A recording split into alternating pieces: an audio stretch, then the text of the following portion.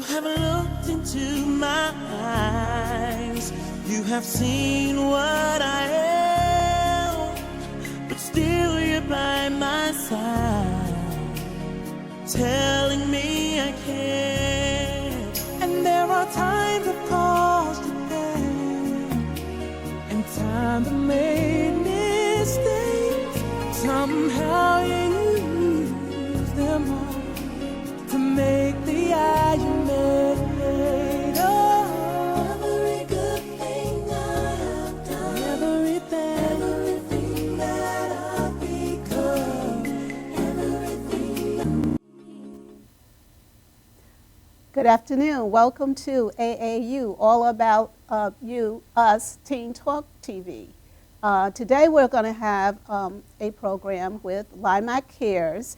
And we're having a special guest with us is Serena who's from the Her Stories program here in Suffolk County and Long Island. And we're going to have a nice conversation with her regarding Raise the Age and the work that Her Stories is doing here on Long Island. So welcome. Thank you, Rabia. Glad to have you aboard. Glad to be here. What is Her Stories? So Her Story Writers Workshop is a workshop that Erica Duncan, our founder, established 16 years ago. And originally she's a writer and a novelist, and originally she was working on the east end of Long Island with vulnerable populations. So she held a free workshop, and lo and behold, women came with stories. And she formed a group that was called The Other Side of Dune Road. Because at the time, Dune Road, of course, as you know, goes to the very kind of wealthy area out east, and there were all of the workers and immigrant workers and folks who were affected by poverty and other issues who had deep stories to tell and no outlet. And so from that grew Her Story Writers Workshop, which is really, and we say her story, but it's also our story. So we work with young men, we work with all people, but primarily it is about raising the voice of women and girls in the community. Okay. Today I want to talk a little bit about incarceration and impact upon women, but I just want to read a couple of statistics to the audience. United States incarcerates about 25% of the world's population who are incarcerated, although United States only make up 5% of the population, so that's a huge number that we're talking about. And we know that between 1997 and 2007, the number of women in prison rose to almost 832%.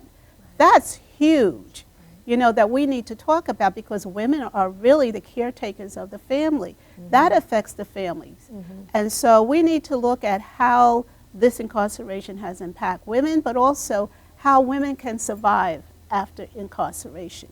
So how does Her Story actually help women who have been formerly incarcerated come back into the community and be able to be reintegrated into the community, but also reunited with their families? That's a great question. And much of our work is, we do community workshops in the community, we do workshops in the jails, and we do workshops with at-risk youth. And because women coming home from the local jail, we have workshops in Riverhead and in Nassau County, in the Nassau County Correctional Facility, often need a voice. So often their stories are directly linked to substance abuse, domestic violence, trauma. So what we see is that the pathways that lead women to prison are often the same pathways that that those who are disproportionately affected by community issues are impacted by. And so we have writing workshops, and what we find is that when you learn to tell your story, you're able to reflect on decisions you've made, you're able to reflect on the impact of your choices on others, and you're maybe able to even see what you could do differently. And sometimes in the writing of a story, you're able to grow and evolve. And then many of our women are empowered to share their stories with others. So we have our book, Taking Back Our Children. Many of the stories that have been written are now used to affect policy change, because what we found is over the years doing policy work, many lawmakers want to know what individuals are experiencing. They want to hear the stories. And if you're able to share your story in an effective way, you're able to maybe change policy, which is exciting. One of our writers who's on the cover of this, Denise, and she's holding her baby, Kylie, she gave birth as a young teen mom incarcerated and in shackles. And so she writes a beautifully moving story about what that experience was like and how traumatic it was. And she has said many times that it is so empowering for people to know what she experienced and to be recognized for the trauma that she's survived. You touched upon a couple of key issues. You touched upon juvenile justice. You touched upon giving birth in shackles, and I know for a fact that there's a movement going on in New York State now regarding birthing with women in shackles. Also, around the area of the fact that the number of teens who are incarcerated. There's a movement now called Raise the Age that has been going on that is trying to change the age. We know for a fact that New York State and the state of North Carolina are the only two states that try juveniles as adults. Do you want to expound upon the Raise the Age and how people can get involved in that? Sure, absolutely. And the Raise the Age campaign is a statewide campaign made up of many coalition members, and Her Story Writers Workshop is leading the charge on Long Island. We talked about this before we went on air. Oftentimes we find that Long Islanders are somewhat disconnected from what is happening in the city. And for instance, the anti-shackling law passed, Governor Patterson passed it, but in the local communities out on Long Island, some of the measures, including not being shackled during labor, aren't always implemented in the local facilities or implemented in the correct way. So Raise the Age New York is another initiative where we are asking that the age of prosecution be raised from 16 to 18. So right now, if you're 16 years old, a judge has their hands tied as far as what court you would be sentenced in. And one of the biggest fallacies is not necessarily you can be as young as 7 and be sentenced as an adult in New York. And so what we see is New York and North Carolina are the only two states left that haven't caught up with the times. And people often say, well, does this mean we're going to let somebody who commits a terrible crime at the age of 16 off the hook? Certainly doesn't. What it's saying is that we'll still certainly hold people accountable and keep communities safe, but that something has to be done in terms of how and where we put youth. Young people should not be housed with adult prisoners. And one of the things we found is there are huge, incredibly higher rates of suicide, abuse by officers or other inmates because they're so young and they're unable to really make and negotiate safe decisions for themselves in adult environments. We talked about that. When I was doing some research on the issue of sentencing for adolescents or young adults, that something as nonviolent as jumping the turnstile, a young person could be sentenced as an adult. And clearly we know that adolescents do not have the best decision-making process. If we all look at our lives when we were 14, 15, 16 years old, we made some decisions that we probably would not make today because we are adults. And there is some scientific study, neuroscience, about the decision-making process and the adolescent brain, and it's not fully developed. And so we are really trying young people as an adult, but they're still in the growing process, you know. As a mom, I know that my kid at a teenager was not my kid as an adult. And so I think that as human beings, we need to look at what are we doing to our adolescent population. As you said, some of them go upstate to adult facilities, and they are traumatized by those facilities. We're doing more trauma to them than rehabilitation, and we should be talking about rehabilitation of young people. Yeah, and alternative to incarceration programs work. They're not talked about enough. What that means is that instead of a young person going to a prison they may go to, it may be a secure or a non-secure facility where they get treatment for whatever the issues are that they're dealing with, be it anger or substance abuse or domestic violence, family violence, that they get treatment for underlying issues. What we know is that when a young person goes to an adult facility, they're more likely to reoffend. So once they get out, they're more likely to recidivate and end up back in the system.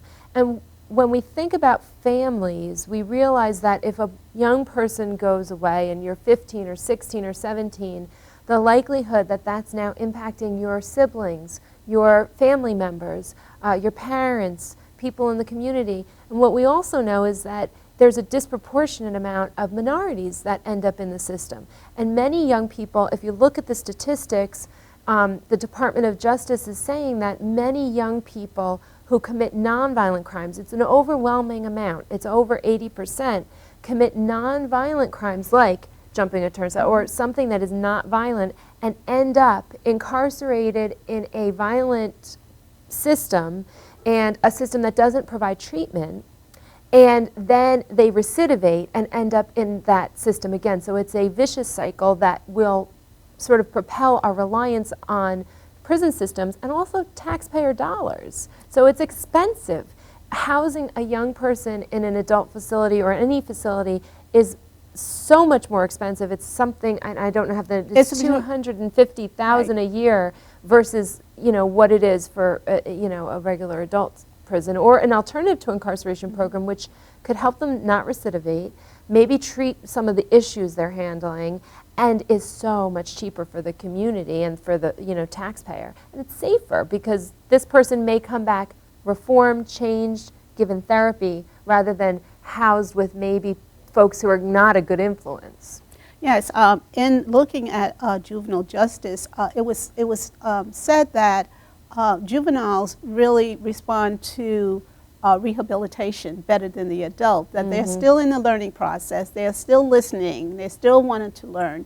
And so they incorporate a lot of the rehabilitation skill sets as opposed to an adult. Right. You know, so it is worth the while of the community and the state to look at alternatives to incarceration, to look at rehabilitation of young adults rather than just warehouse them in adult facilities. Yeah, and there's a small window of time, you're right, because research shows that the brain development is still happening, and it's undisputed. Researchers have been looking at brain development in children and saying, you know, up until about 25, you are still developing how you will respond to particular situations. And we often hear from formerly incarcerated women in our programs who will say, I am not the same person I was at 15. I would never make that decision again. And the other thing that is oftentimes not talked about is what's happening in their community. We have young people who have said to us, I lived in a crime-ridden area. I was a child of poverty. I mean, there's other co-affecting community concerns that oftentimes we like to say, oh, this is just a criminal, let's get them out of the community and keep us safe. But the real problem is in the heart of the community, where we're not providing enough therapeutic services, we're not providing good structured supportive educational systems, and there's more we can do that is going to cost less money. And the answer is not necessarily housing children in adult facilities for very lengthy times. Even if we did raise the age to 18, you still have young people, 18, who are in adult facilities. And I think there's something to be said about how the media talks about young people. Oftentimes when we see a crime committed, and rightly so, we're appalled and want justice for the victim. But I think it's important to also think about what part the community plays in understanding what the co-affecting issues were in that community. Well, that's where LIMAC Cares come in, LIMAC. We have a reentry coalition that meets the third Wednesday of each month. It's providers and individuals who have had criminal justice involvement. And what we do is look at those gaps in services, mental health services, physical services, housing, employment. We are a OWDS provider, which helps individuals to lower the criminal record barrier. We will be right back. We're going for a short commercial. Please stay tuned and join us again.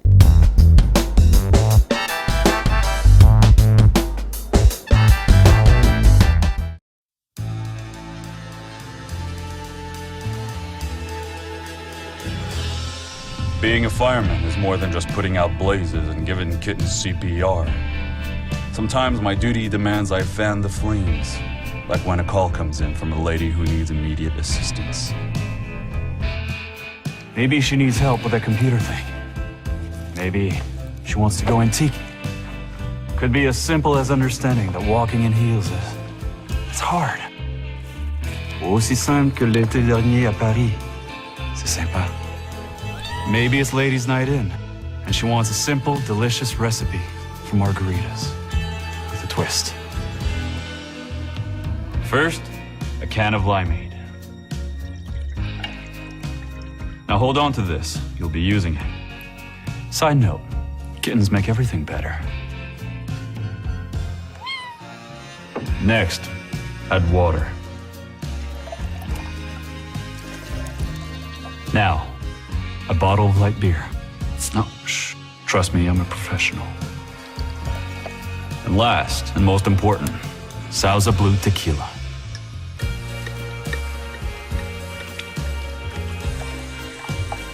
Now, mix it up.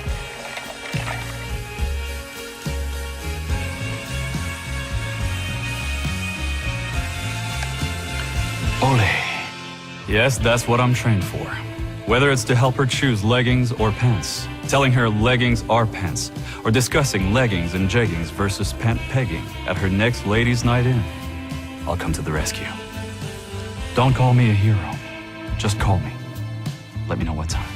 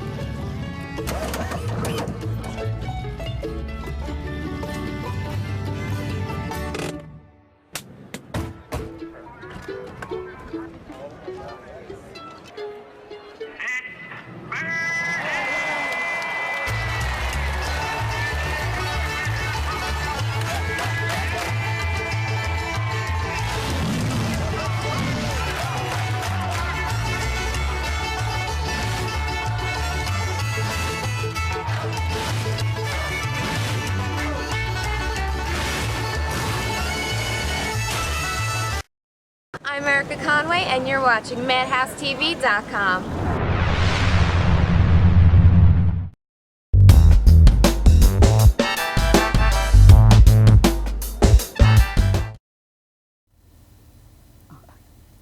Welcome back. We have here Serena Lagori from Her Stories, and we were talking about the juvenile justice system and its impact upon the growth process of young adults and how it can adversely impact young people when they're incarcerated with adults.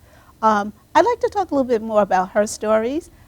What is the methodology of putting together a story for Her Stories? That's a really great question.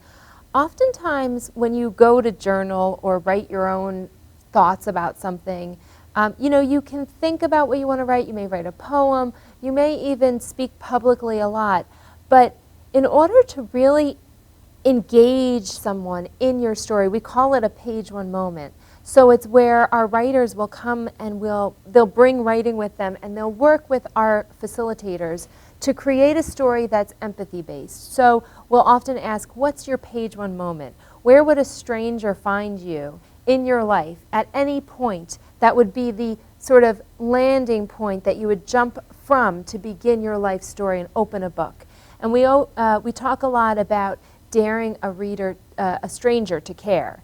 And what that means oftentimes is if I tell you a story about my life and I have the end, the answers, I want to tell you how you have to think, you don't necessarily care, or you may not be that interested. But if I take you on a journey where you're coming along with me and finding things that as I do. And one of the interesting things is we had one of our writers, I'm always surprised because we have writers who come from at-risk high schools, we have writers who come from colleges, we have old, adult writers, writers in the prisons, writers in the community, and people always intuitively know where to begin their story. And so they begin at a point where you go, I want to turn this page, I want to hear what happens next. We had one writer from one of the programs come, and she began immediately about talking about being a soccer coach and being in an area where she, as a Latina woman, wasn't accepted as a soccer coach, where parents were crossing their children's names off of the list. Right here in Suffolk. I was going to just interject. We're talking Suffolk County. We're talking Suffolk and County. we're talking about women coming out of the facility in Riverhead. So let's be honest. We're talking about right here in Suffolk. We're not talking Absolutely. abstract New York City Absolutely. or Washington, D.C. or Baltimore. Yeah. We're talking Suffolk County. Absolutely. And this is a woman who had lots of experience as a soccer coach, and parents were saying, well, I don't want my children to be coached by you because you're not American, is basically what was being said. So often we find that when writers begin to tell us about their life experience, often their life experience links to a huge policy issue that may be something in the media, maybe something that's going on and being talked about, or maybe it's not.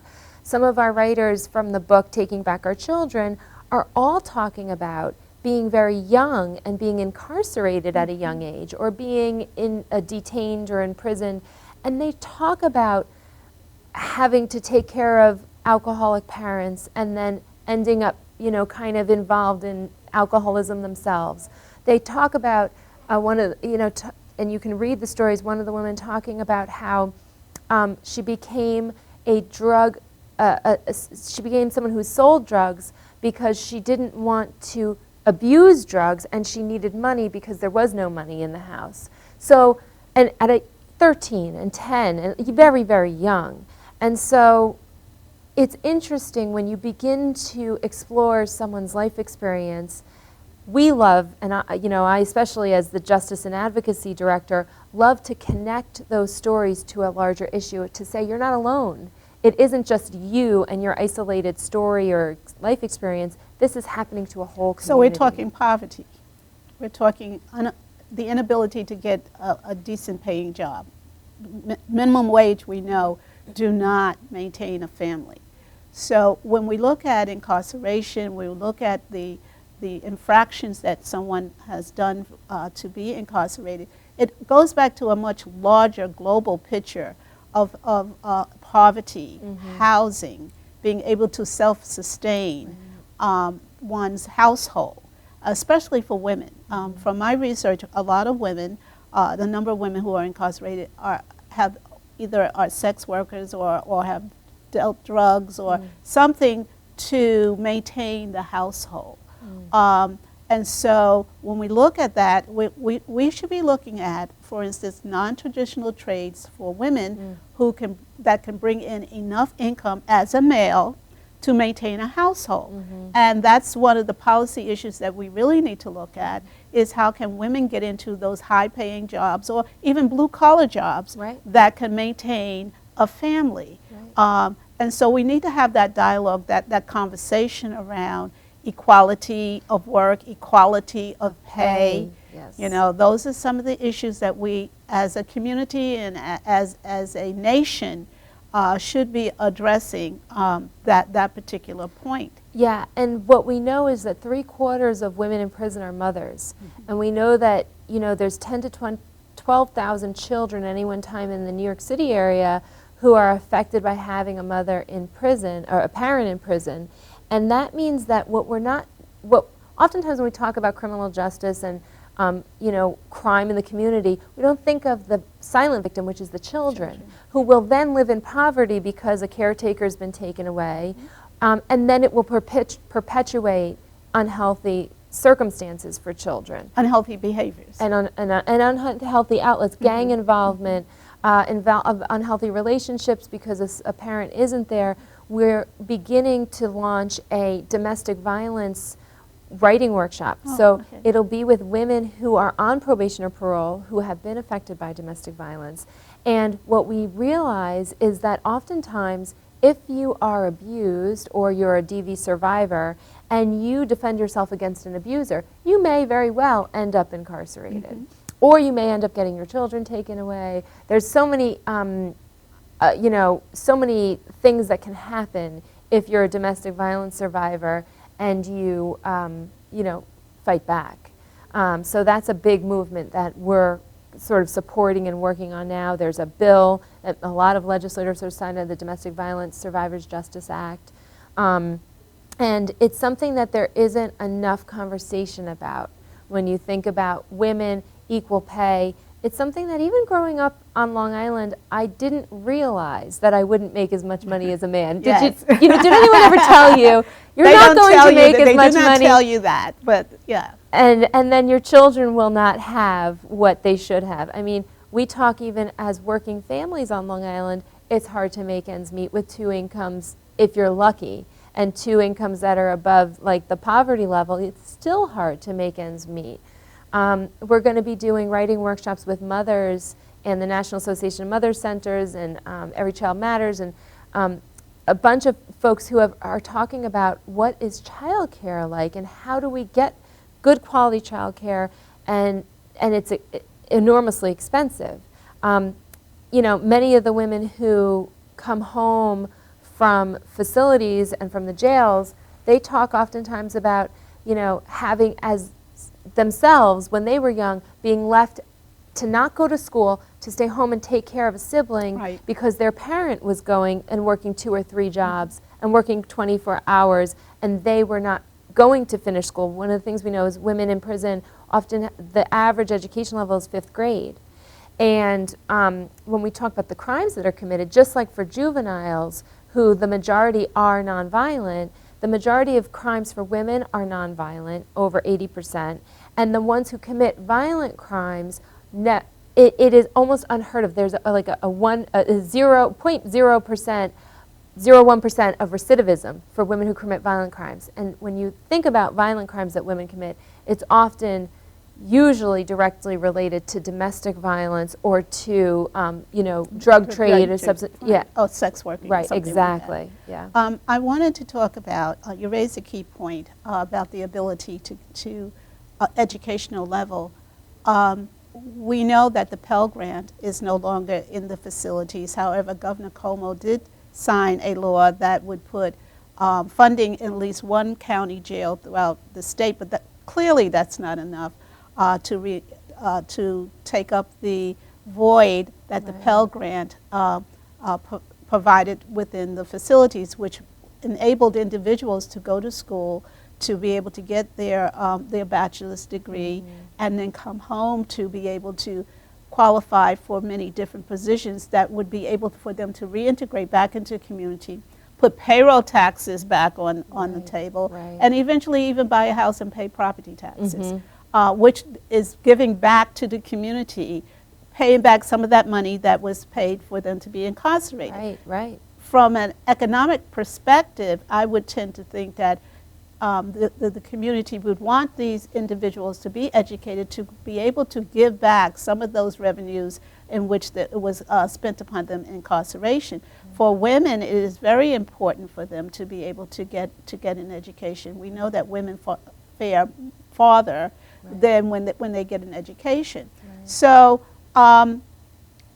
is there anything out here on Long Island for women? I know in New York there is, the community and college fellowship with the executive director Vivian Nixon. However, is there anything out here for women in Suffolk County?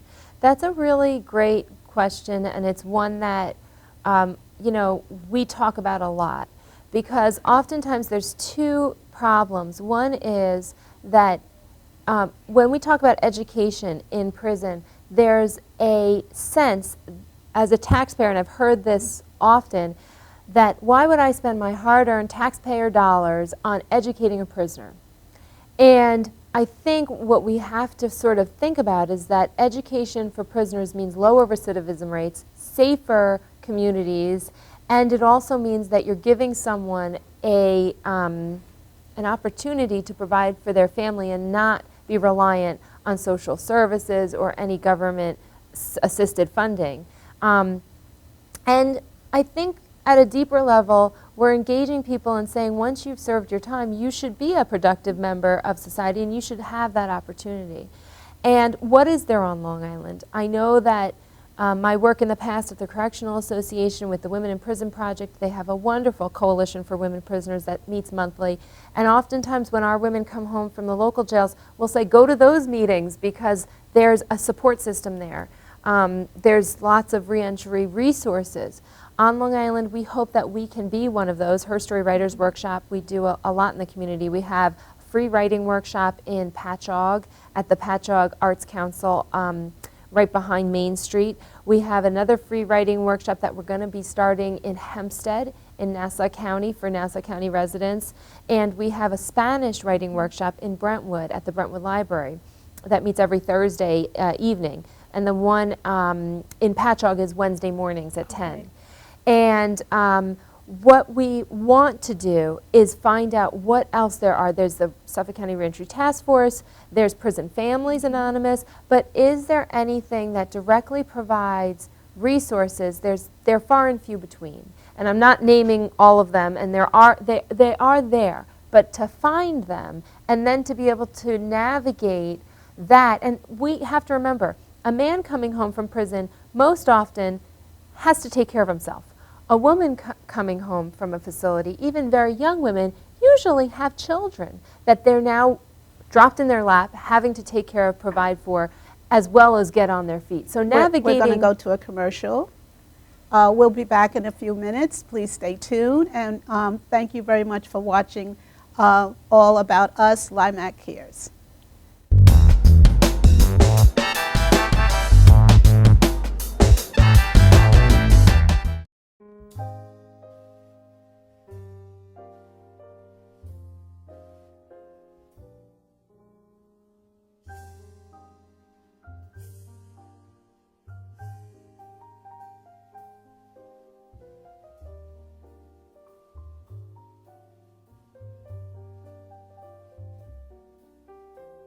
Hi, my name is Dr. Tom Dow. We have a multidisciplinary practice in Melville and Ronkonkoma, New York, and we treat patients with many, many different conditions, from newborns through geriatric patients with numerous different techniques. There's a technique and a type of treatment for every class of patient. We have them all here.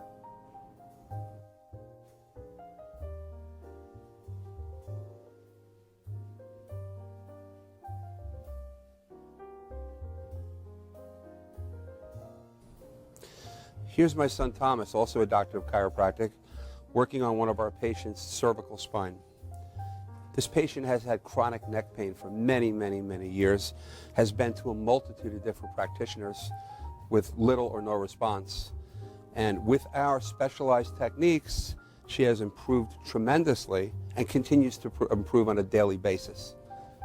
We have two practices, one in Melville and one in Ronkonkoma, New York. We are a multidiscipline chiropractic office. What that means is we have chiropractors, massage therapists, acupuncturists, psychologists, all working as a team and a network of outside professionals such as orthopedists and neurologists that we work hand in hand with to help determine what your injuries are and the best way to treat your injuries. I have the great pleasure of having my son in practice with me. We work hand in hand, father and son, to give our patients the best care possible, and a staff which is loving, caring, and you'll never have to wait at all in our office for service.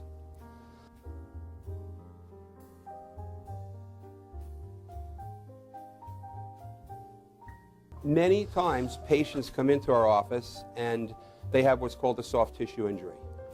Soft tissue injuries are like scars inside your body. If you've ever been cut on the outside of your body, you get a scar. The same thing happens inside of your body to your muscles and ligaments.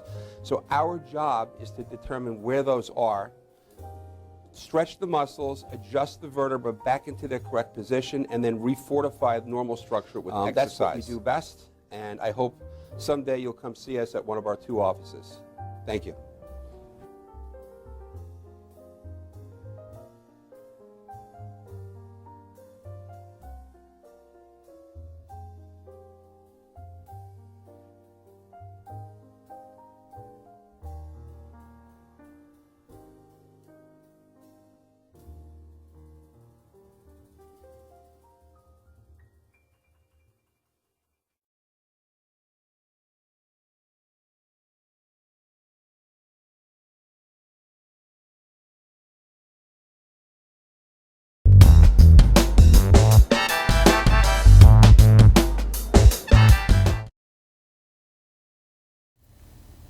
Welcome back. I want to also tell everyone to please go to the website www.aayu.m.com, which is for the All About Us Youth Magazine.com, for this wonderful magazine that we have here, and All About Us teen radio station.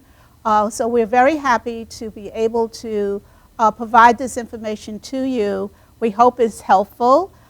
Today we have Serena Lagori from Her Stories with us. I'm Rabia Aziz from LIMAC, for LIMAC Cares. We're located at 1045 Route 109, Suite 101 in Lindenhurst, New York. You can send us an email if you have any questions at info@limac.us. Welcome again, Serena. Thank you. Thank you. Let's talk some policy now. Right. We've talked about the issues at hand and some of the impact, how it impacts upon families. What can we as Long Islanders and as people in Suffolk County and Nassau County do to try to change some of these policies? Yeah, one of the things that many Long Islanders don't realize or don't really think about is that we have a tremendous amount of power. Long Island in general has 9 senators on Long Island who make up part of the Senate caucus. And that is a large number of legislators that come just from Long Island. So what that means is that as constituents who live in those legislators' districts, we should make our presence known. In other words, if lawmakers serve the people, it is our duty as citizens to go and meet them, talk to them, call up your local legislator and ask them for a meeting to talk about the issues. Many times lawmakers don't know their constituents' concerns, and it's the what is the saying? The squeaky wheel gets the oil. Yeah. So you have to be that person in your community who is an advocate. And one of the things Her Story talks about a lot is feeling empowered through your story and sharing your story. Because if you write your story and put it in a box and put it in your in your attic, it doesn't mean so much, although it may mean something to you personally. But lawmakers often welcome conversations with constituents. And we talk a lot about young people, high school students, college students. Everyone's on social media. And we have a little link on our new book here where you can link into herstorybookchain.wix.com/TBOC to kind of say where this book has been. We want people to begin to have social media conversation so that we can begin to generate interest in the issue. Oftentimes people say, oh, I never knew that women in prison were in shackles during labor and that was affecting children and babies being born. Oh, I never knew you could put a 7-year-old in an adult correctional facility.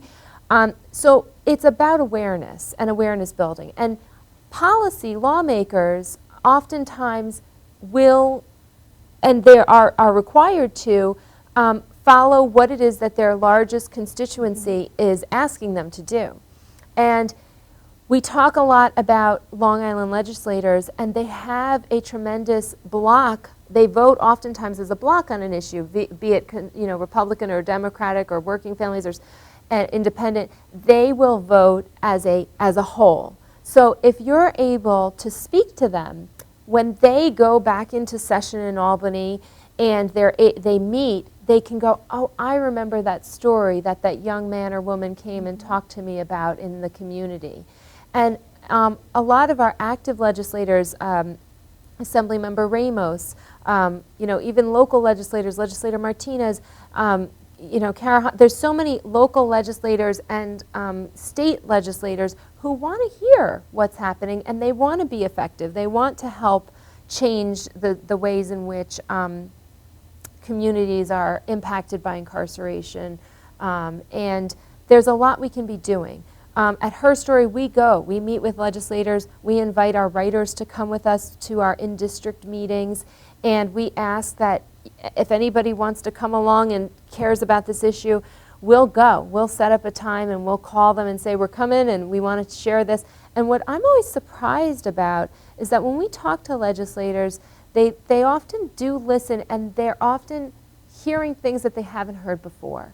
Maybe they know the larger issue, but they don't know how it's affecting their Long Island constituents. And I always find that really interesting because it's right in our own backyards, and this is an issue we're dealing with right here on Long Island. Absolutely. LIMAC is a policy agency. We started back in the early 90s around the HIV epidemic out here on Long Island. So we've been doing policy for many, many years. And we understand how policy affects the quality of life of individuals, but also as a community on a much greater level. Our policy work that we did last year, or last legislative session, was the overdose prevention bill, which was signed into law. As we know, we have a heroin epidemic out here, and one of the issues is our young people were dying. And so that was a policy issue that we looked at. Right now, we are joining coalition with other agencies around the Raise the Age because it affects juveniles. And we know that in the HIV arena, adverse behavior affects one's quality of health. And we find that when you do risky behaviors, that affects your ability to get infected with HIV or hepatitis C or STDs. Or if you are incarcerated, that also puts you prone to a number of health issues. And we know that individuals who come back to the community oftentimes have health issues that they need to be reconnected with. So we look at it from a larger level, from a macro level. We also speak with legislative officials about those issues. We do legislative rounds in Albany and in the local levels. And oftentimes we coalesce with other organizations to make sure that the voice is heard in Albany, the voice is heard in the county legislature, that these are the things that we need. Incarceration is a big issue in healthcare. Incarceration is a big issue in terms of when we look at the heroin crisis out here. Individuals are getting arrested, they get felonies. And felonies is a barrier to employment. So if you have a 17-year-old, if you have a 19-year-old that gets a felony for a drug arrest, that affects their whole life. And their ability to have a livelihood at some point, because that felony will stay with them for the rest of their life. And Governor Cuomo just established a commission to look at how come and why we're sentencing 16-year-olds and sort of look at the youth justice system. Can you tell us a little bit about that commission? Yes. So he's recently established this commission. They are now in, I believe they're in meetings, and they're mostly folks who've been doing youth justice work for many years. And they need to create a comprehensive report and report back to him on their findings, because we're certainly, we know that even the youth justice system, under the age of 16 has its flaws.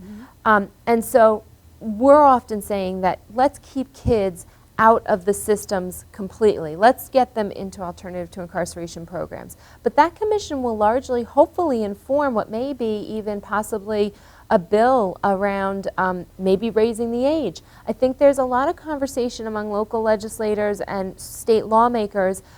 I don't necessarily think there's a big issue around raising the age from 16 to 18 for nonviolent offenders. And for violent offenders, it becomes a different story. because of course we don't want to be tough on, soft on crime, we want to be tough. But what we hear often is that young children who are committing these crimes, most of them are committing nonviolent crimes. And the ones that are committing violent crimes are far and few between. And even if you were to raise the age of prosecution to 18, it doesn't mean that a 16-year-old might not, unfortunately, end up in a long-term holding facility. But it would at least be one in which they would at least be acknowledged for their age. And so that may hopefully be age-appropriate therapy and support while they're serving their sentence. So I think there's a lot that we can do. It's almost a no-brainer that we start to think about children as children, and we start to, and you know, we hear this from a lot of parents who say, my hands are tied. My kid might have gotten in trouble and he might need help and all of that, but does that mean that he deserves to be victimized? We hear about the rates for rape and trauma and abuse, physical abuse in adult facilities. It skyrockets. And so it really is something that has to have happened yesterday. Absolutely. We will return in a few minutes to finish this conversation with Serena Ligori, and I welcome you to the show, and we will continue.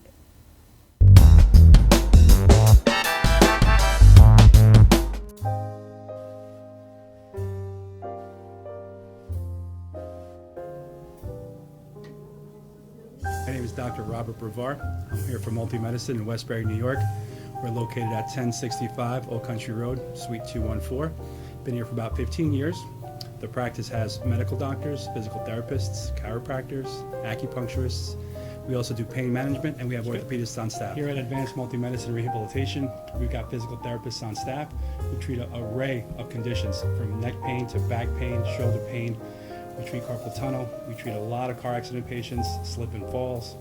We treat patients with knee injuries, with ankle injuries. We have state-of-the-art equipment. We've been here for over 15 years. Vast array of diagnostic testing, from x-rays to EMGs. What is an EMG? It's a diagnostic test that allows a doctor to determine where the pinched nerve is.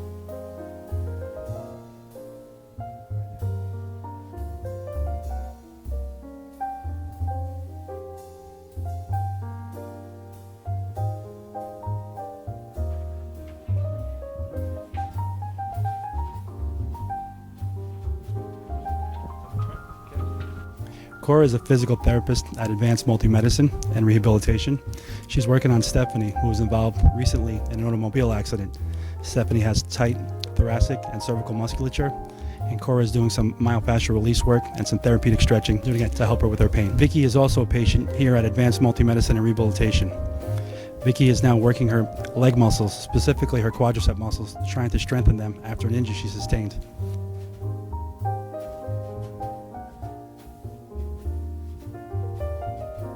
If you find yourself in need of any type of physical therapy, please don't hesitate to call Advanced Multi-Medicine and Rehabilitation, located in Westbury, New York, in Suite 214.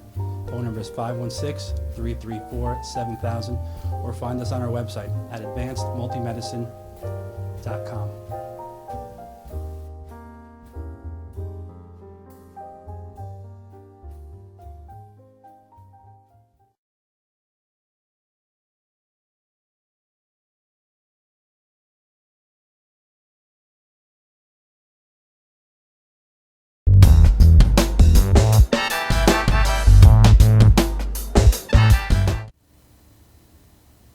Oh, welcome to All About Us Teen Talk TV, the LIMAC Cares section. You can find us at limaccares.org. That's our website. And we have today Serena Ligori, who is going to talk about her stories. Please give the information so people can connect with you. Absolutely. So Her Story Writers Workshop, we're based in Suffolk County in Center Reach, New York. And you can go to our website, herstorywriters.org. Our phone number is 631-676-7395. And we have on our website lots of information. We have our upcoming community meetings, our support group, our writing workshops. We have even radio programs that we've done around Raise the Age and isolated confinement, some of the other issues that are affecting our families and communities. And one thing we really do know is that if you're able to use your voice to affect change, policy change, or in your community, that is empowerment. And that is immensely freeing for somebody who may have never shared their personal experiences in a way that helps others. So we really are dedicated to that. I just want to talk about a national movement that's happening called Just Leadership USA. Glenn Martin is the president and founder of this national movement.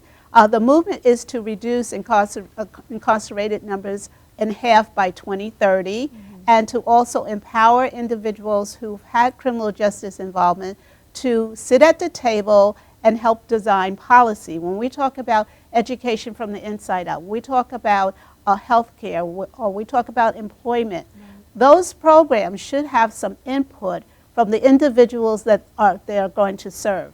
And so Just Leadership USA is looking at changing in policy around incarceration, changing in policy around education, and having those individuals that is impacted by criminal justice system, not only the individual, but the family and the community. I think that there's strength in numbers, there's unity in numbers, and I think that as we come together across many different areas, that we will have a powerful effect. So Just Leadership USA will be coming to Suffolk County on September 25th. You can call LIMAC at 631-225-5500 to find out where it will be held. And we will have a special meeting at LIMAC on August 26th from 6 to 8 p.m. For Just Leadership USA, our mobile cry to rally people to come together for the September 25th meeting. And you made a good point to me before, when we're talking about HIV awareness. One of the things that I know when the epidemic hit, there was so much misinformation and so much judgment.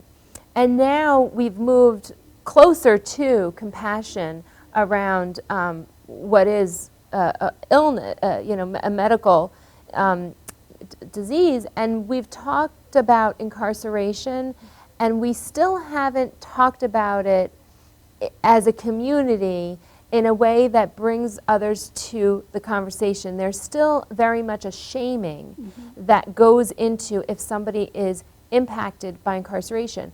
And we, just recently Sesame Street created with the Osborne Association an initiative to put out a little TV video about what happens when you have a parent in prison, because there's so many children who are living with the stigma and even the shame of having a parent in prison. So what we know is this is an epidemic. Right. Incarceration right now is an epidemic, and it's affecting our young people. And I think, there are lots of community members who want to change this. There's law enforcement and correctional officers and folks on the containment side who really do want to see things change. Commissioner Fisher, who used to head up the Department of Correctional Services before they changed their name, is now retired, spoke up publicly about how many aging prisoners should not be incarcerated. We're paying for them to be incarcerated when they're not a safety concern anymore. They've spent many years in prison and they're aging. There's a huge aging population. And that means more money from taxpayers to health care for them and so on and so forth, when they should be, taking that, being home and doing what they need to do. Well, the state of Colorado has implemented that in their aging population, incarcerating population. There are nonviolent crime. They're beginning to let them out of the facility. The city of Los Angeles has done the same thing in terms of that. City of Los Angeles is also looking at removing the box about if you've created a felony. In saying that, the SUNY system here in New York State, if you have created a felony, you have to check off the black box, which means that you cannot be admitted to a SUNY system. So that for young people who have created felonies, you're kind of locking yourself out of the ability to go to a SUNY a system school, and that limits your ability to be able to be educated. You could go to a private school, but it's much more costly, although you may be working and paying taxes, but you can't access the system. So there's a bill now, we talk in policy, there's a bill in the legislature, in the New York State legislature, called Vivian's Law.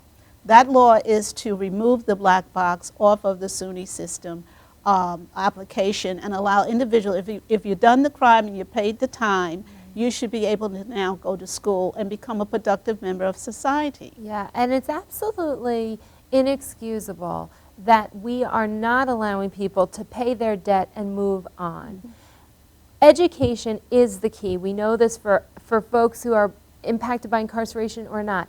If you are educated, you are more likely to get a higher paying job, pay more of your taxes, be a more productive member of your community, help others, think thoughtfully about things. I mean, it is absolutely a second prison sentence to say that you cannot access education because of a past felony conviction. And when you think of even somebody's self-esteem and self-image, young people coming home as young as 20, 21, and they've already done 4, 5, 6 years in juvenile facilities and adult facilities, and maybe now they've suddenly been able to kind of get on their feet and want to go to college and can't be given that opportunity without being saddled with loads and loads and loads of debt for higher priced colleges. It doesn't make sense. It really doesn't. However, it's this, when you talked about HIV, and Long Island Minority AIDS Coalition is an HIV service provider, it's the stigma. And we need to talk about stigma, the stigma of HIV, the stigma of mental health, the stigma of incarceration. These are stigmas that still persist within our society. Although HIV has become a more human face to it, in the early years, HIV was a stigma. No one wanted to be in a room with someone who was HIV. However, now through more education, people realize that it is now becoming a chronic disease.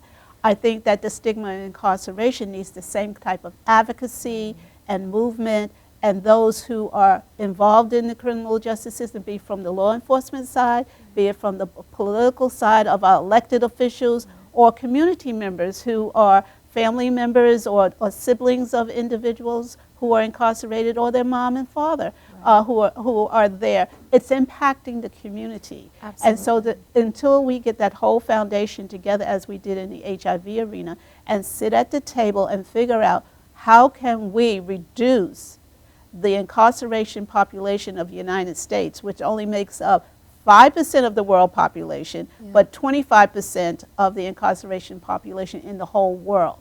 That's a huge difference of 5% of the population of the world, but 25% of the incarcerated population of the world. Something's wrong. Something is wrong. We have to look at our drug policies that we have here. We know the federal government is letting out individuals who've had drug arrests that are low-level drug arrests. About 46,000 of those individuals will let go because our economy cannot continue to warehouse these individuals. So once again, I want to thank you, Serena. Thank you, Rabia. For coming on to LIMAC My Cares for All About Us, Youth Teen TV. And we'll probably have you back again. There's so much to talk about. There certainly is. Perhaps when you come back, you could bring someone that maybe could read some of her stories to us for the general public. Absolutely. I think that would be a wonderful idea for us. Once again, LIMAC Coalition, Reentry Coalition, meets the third Wednesday of each month at 1045 Route 109, Suite 101. Our number is 516-225-5500. You want to send us an email, it's info@limac.us. And once again, on September 25th, we will be having Glenn Martin from Just Leadership USA here in Suffolk County to talk about a national movement that's happening throughout the United States to have individuals with criminal justice involvement sit at the table with policymakers to talk about reducing the incarceration rates in half by 2030. Thank you very much. Thank you.